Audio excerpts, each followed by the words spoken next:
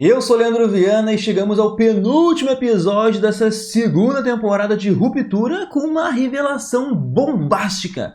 Se Mark completar os 100% de Cold Harbor, Gemma vai morrer. Pelo menos é o que a Cobell deu a entender e com certeza ela não contou tudo também, né, gurizada? Mas antes de falar mais sobre isso, eu adorei a introdução de hoje. O café da manhã da família Egan, né? Ele é o mais estranho possível e cheio de metáforas. Começando pelo prato da Helena, onde tem duas mulheres, uma de azul e outra de vermelho, meio que agarrando ali o mesmo homem. E eu me pergunto, né, se eu tô louco ou se todo mundo enxergou uma alusão a Halle e Helena querendo o Mark. Ela também, né, dividiu seu ovo cozido em 6 partes, que é exatamente a quantidade de salas que foi falado que Gemma visitou no episódio passado. Só que o mais macabro é ver o papai Jamie Egan, ali de voyeur, dizendo que vai ficar observando a sua filha comendo. Isso é o negócio mais bizarro de todos. E quando ele menciona que preferia assim que a Helena comesse os ovos crus, a gente precisa lembrar que já foi dito que o café da manhã favorito de Kier Egan eram 3 ovos crus com leite, né? Algo horrível, assim. Então, em um primeiro momento, parece que ele está desapontado com a Helena não seguir esse exemplo. Talvez a Helena não seja tão devota quanto o seu pai gostaria, sabe? Ou talvez ela fez de propósito, assim, para infernizar a vida do velho. Só que quando o Jamie Egan, ele aparece no final do episódio, lá no andar da ruptura, dizendo que a Helena, Ellie ali, tinha enganado ele, isso para mim confirma algo que eu já tinha falado nos vídeos passados. A Helena não estava comendo os ovos crus porque tá grávida. Não é aconselhável comer ovo cru aí durante a gravidez, e o velho descobriu isso. E talvez o velho Jamie, ele nem saiba que a Helena tinha passado um tempo com os internos infiltrada, ou ela só não contou que teve relações. Acho que ele não esperava ver a filha assim grávida do Mark. Jamie está irritado porque tinha outros planos para os óvulos da filha. E eu acho que ele não se importa se está falando com a interna ou a externa por causa do desprezo que ele sente pela filha. A pergunta que fica é, se realmente isso for verdade e a Helena estiver grávida, será que o velho Jamie ele vai forçar a filha a abortar? E assim, gurizada, se tu gostou dessa grande introdução, não custa nada dar um like no vídeo, te inscreve no canal, ativa o sininho, porque isso ajuda demais, demais mesmo o Nerdverso. E caso você não faça isso, durante o seu próximo café da manhã, tu vai olhar pro lado e Jamie Egan vai estar te observando. E agora sim, ó, sem enrolação, aumenta o volume porque depois da vinheta vamos falar de todos os detalhes do episódio 9 de Ruptura.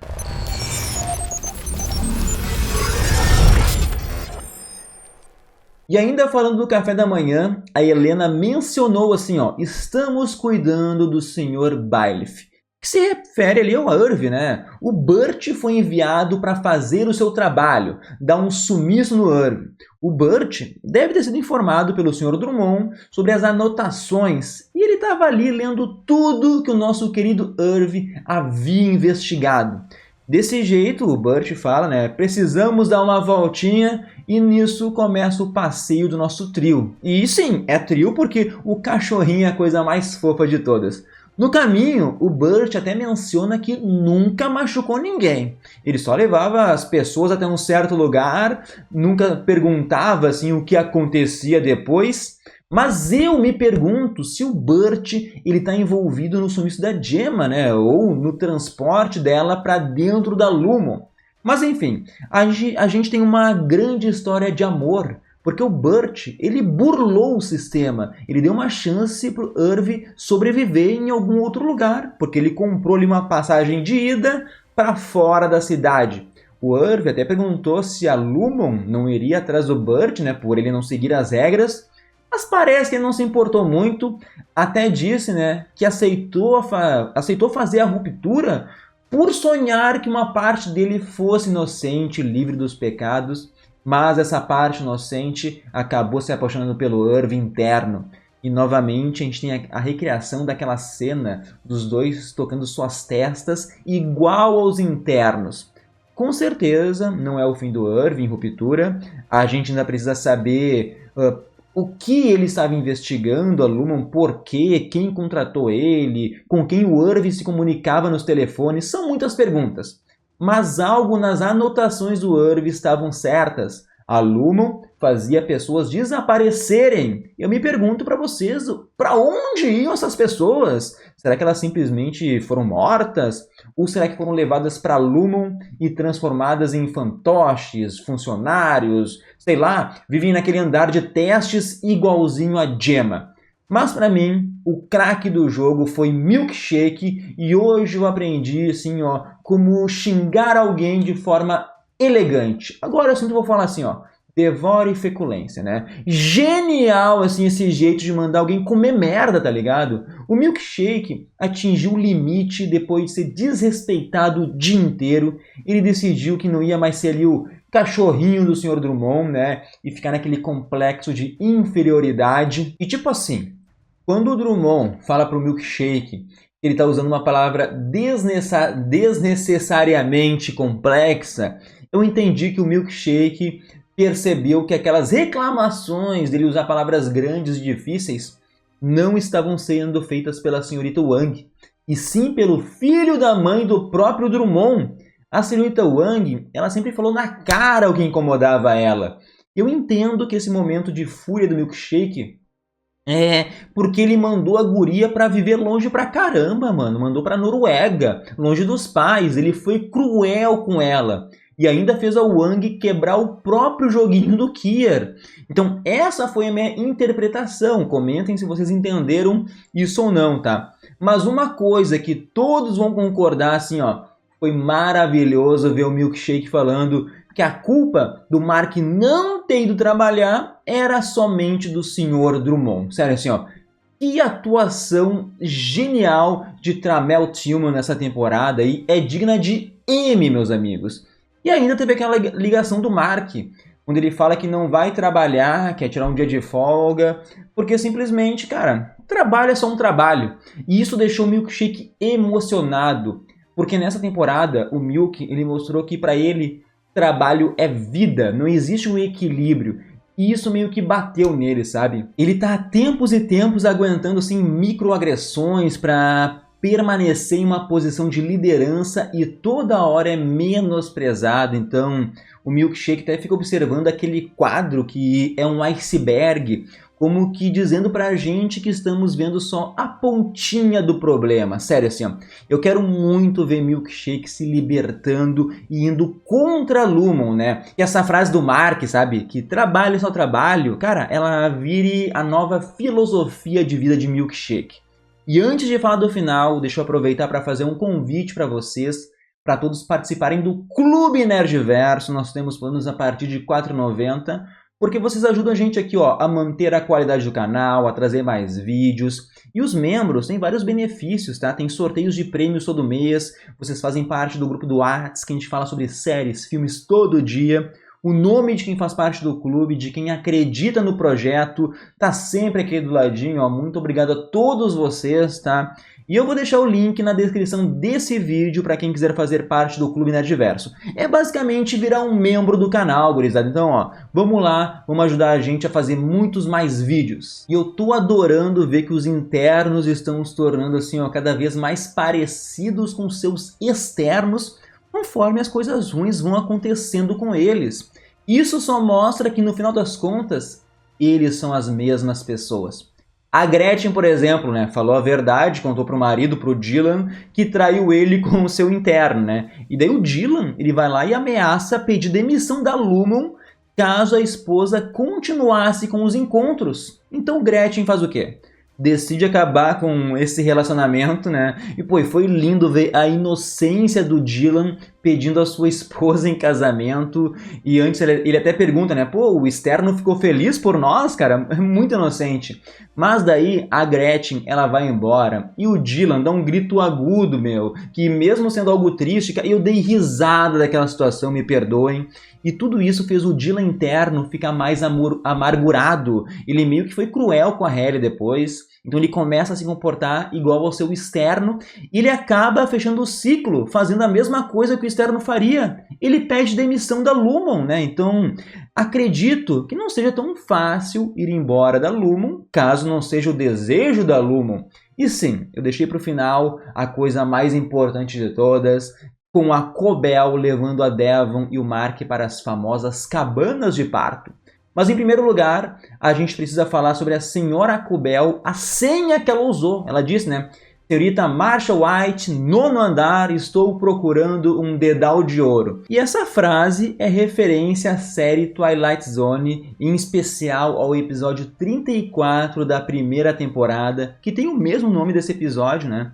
Depois do Expediente, episódio de 1960, onde aqui, ó, resumidamente, tem uma Marsha White que pega um elevador até o 9º andar de uma loja e compra um dedal de ouro.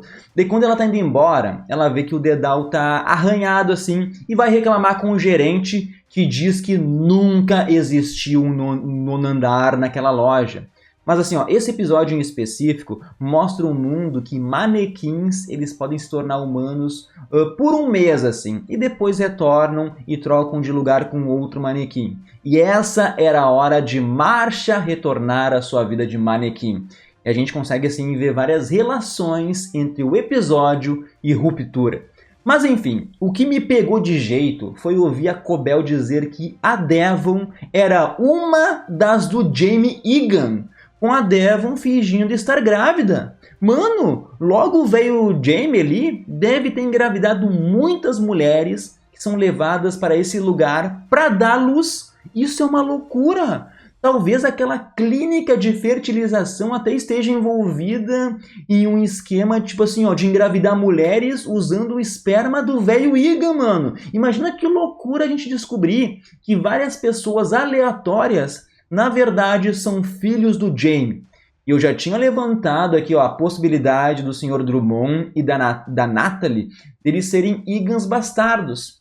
Mas a minha mente agora se abriu para mais possibilidades, como, por exemplo, Senhorita Cobell ser a mãe da Helena. E eu não descarto também a possibilidade da Gemma ou do Mark também serem filhos do Egan ali, e por isso foram selecionados pela Lumon para o experimento Cold Harbor. E digo mais, se o Mark ele for filho bastardo, isso explicaria assim a fúria do Jamie Egan no final do episódio indo confrontar a Hayley, porque daí aconteceu um incesto, meio-irmãos tiveram relações e é capaz da Helena barra Hayley ali estar grávida do próprio irmão, mano. Olha o mar de possibilidades que se abre com isso.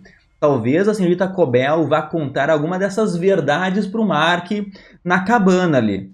E explica muito também os vários bebês na introdução da série, como se fosse assim o Jamie Egan tendo uma necessidade de ter vários filhos para manter ali a visão do que é viva, a visão doentia de mundo. E agora sim, sobre a frase que Cold Harbor irá matar a Gemma. Talvez ela seja descartável depois da conclusão do projeto, mas eu acho que não é literalmente matar. O Cold Harbor pode cortar a Gemma além do limite que os humanos normais podem tolerar.